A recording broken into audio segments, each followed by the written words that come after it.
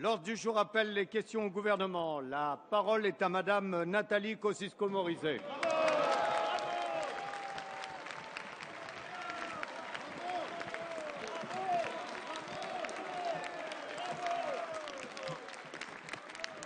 Merci, Monsieur le Président. Ma question s'adresse au Premier ministre. Monsieur le Premier ministre, il y a tellement de choses qui ne marchent pas bien en France. Pourquoi vous attaquez à ce qui marche bien?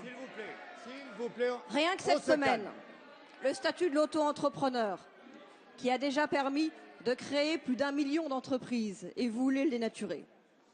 Et puis surtout, vous vous attaquez à la politique familiale, et c'est sur elle, Monsieur le Premier ministre, que je veux vous interroger. Nous sommes très nombreuses en France à avoir la chance de travailler et en même temps d'élever des enfants. Ce n'est pas forcément le cas partout en Europe. Il y a des pays dans lesquels les femmes qui travaillent et qui ont des enfants se trouvent stigmatisées.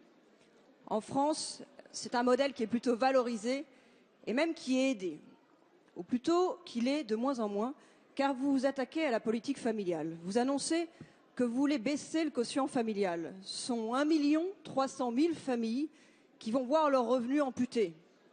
C'est beaucoup plus que les 5% de foyers les plus riches que le candidat Hollande évoquait dans sa promesse numéro 16. Par exemple, pour un couple qui a un enfant et qui gagne 5 370 € par mois, ce sera 500 € par an.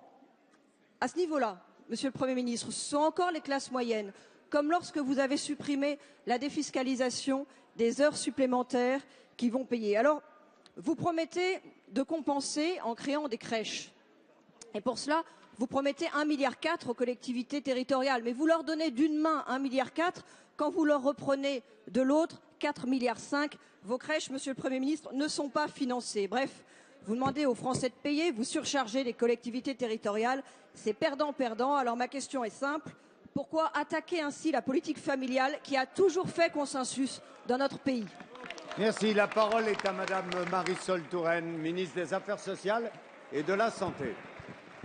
Merci Monsieur le Président, Mesdames et Messieurs les députés, Madame la députée Nathalie Kosciusko-Morizet. Vous faites preuve de beaucoup de démagogie, Madame la députée, puisque rien ne vous arrête. Jour après jour, vous réclamez du gouvernement qu'il lutte contre les déficits et lorsque le gouvernement présente une politique de lutte contre les déficits à la fois juste et équilibrée, vous la contestez et considérez que cette politique n'est pas valable. Parce que c'est précisément parce que la politique familiale est une politique forte que nous devons la préserver et la maintenir, alors que vous l'avez mise en danger en laissant filer les déficits au cours des années précédentes. Mais la politique familiale, Madame la députée, ça ne peut pas vouloir dire l'immobilisme ou le statu quo. Je sais bien que pour vous, ce qui a été doit demeurer et que vous êtes incapable de comprendre qu'une politique doit évoluer. Parce que nous avons besoin d'adapter la politique familiale à l'évolution de la société. Les femmes travaillent, les familles monoparentales sont de plus en plus nombreuses.